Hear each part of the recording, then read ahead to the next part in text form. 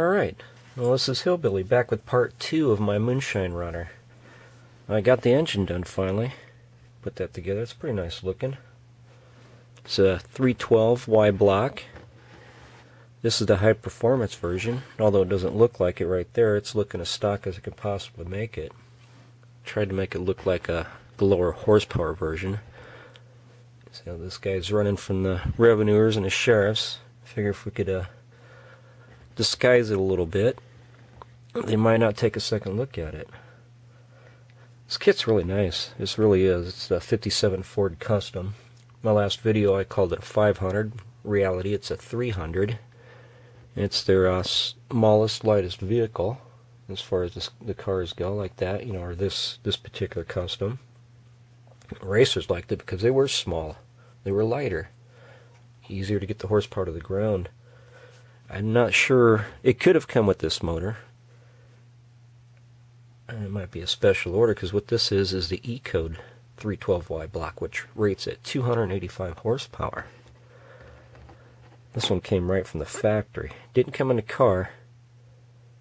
Ordered that special. You can see under there it's got a dual quad setup on it. That's a factory setup. That comes on the E-Code motors. But it also came with 2 separate little air cleaners. You can see them up in there yet because they're still hooked up to the carbs. What I did is take a stock air cleaner, turn around backwards. You can see, let me see if I can get a better view of this. Let's see on the back side here, you can see the original snout yet. I don't know if we get a good shot of that. But I just put that backwards, and that kind of gives it a cowl effect, hopefully getting some air off the cowls and stuff. You know, the vents in back of the hood, off the windshield. And in front, you can see that, I opened up 2 new holes. You can actually see one of the little air cleaners inside there to let more air in through. There we go. Actually, air cleaner's just a dummy. It's all open underneath, so the carb's going to get plenty of air. But this isn't the 285 version.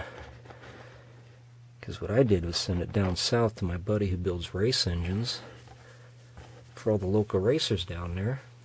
And they're winning races like crazy. No, 285 horse, that's not good enough. This one's now pushing 301 horse. Which is more than any other Y block was pushing in 57. This thing earlier that I seen on a tree in my last video that I thought was a turbocharger isn't. What it actually is a Paxton supercharger.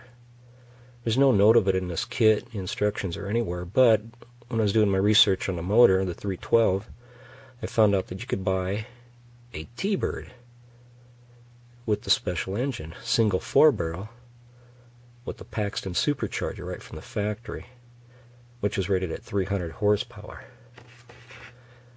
But this one here is 301 horsepower. So there's a lot of detail on it. I was actually going to wire the plugs up and stuff, but 1, I didn't have time, and 2, it's not really a big deal to me. Look underneath, you can see another oil return line and another little pump. I'm not sure what that's for. I think they had some oiling problems with these engines, and that's the way they solved it. Got my transmission hooked up there. It might be a 3-speed. I didn't check into it too much, but I'm going to call it a 4-speed because I like to have that extra gear. This thing's pretty nice. It is a highly detailed engine for, I guess since it's a skill level 3, you get the extra detail. I built this engine stand real quick for it, so I have something to display it on until the rest of the car gets built.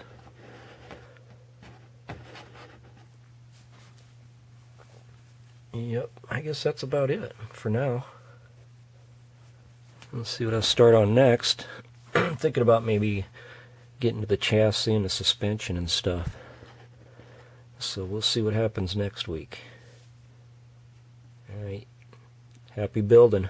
Keep on building.